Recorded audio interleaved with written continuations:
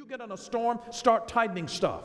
Start tightening stuff. Listen, if you're in a storm in the natural, you have to start tightening stuff. Men have to tighten their hats to their heads because it'll blow off.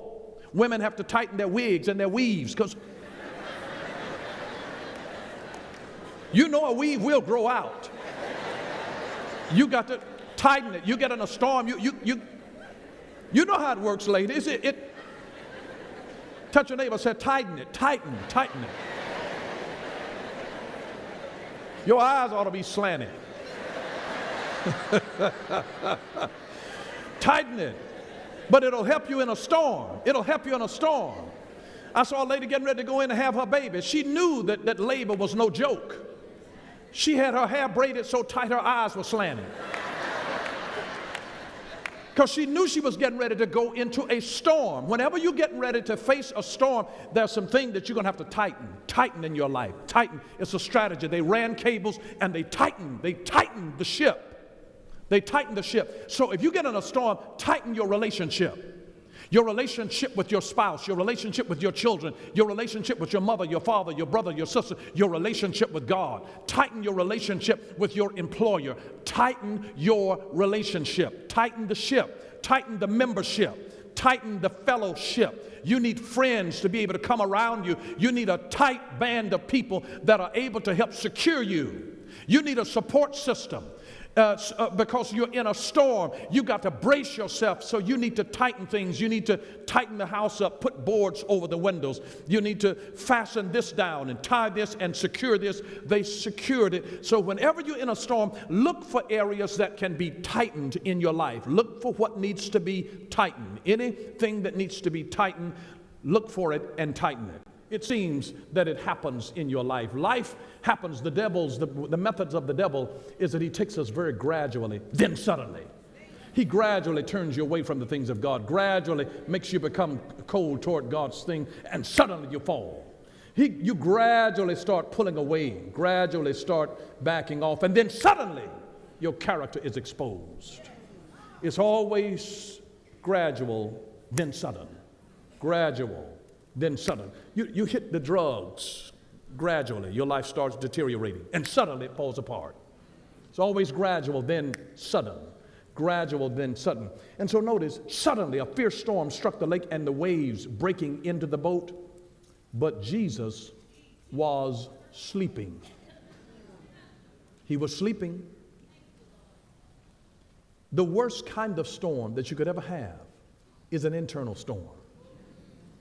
You can deal with the storm out there, but you can't deal with it if you got a storm going on in here. Jesus was in a storm, but he was sleeping. And the only reason that Jesus could sleep while he was in a storm is because though he was in a storm, there was no storm in him. And if you ever get a hold of this revelation, you can be in a storm, but the storm is not in you. And that's why there's a peace of God that passes understanding, because they don't understand how you can be in a storm and yet have no storm in you.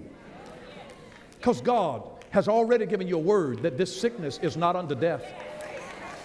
I'm not going to die. All that I know is that I've got to appear before Caesar in Rome. I got to birth a business.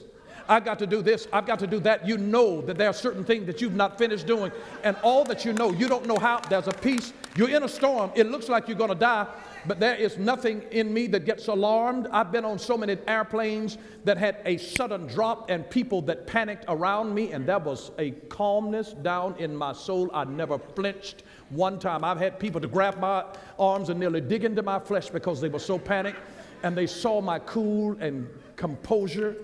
I was totally collected. You know why? Because there's no storm in me. I've been in several storms, but I didn't let the storm get in me.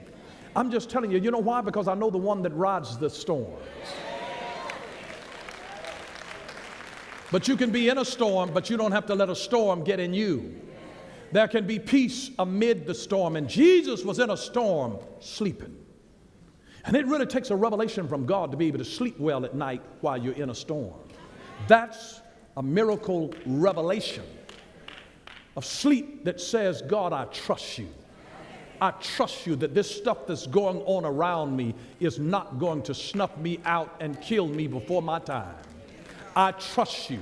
I trust you. I'm in a storm, Lord, but I trust you. Not everything is ideal in my life, but Lord, I trust you.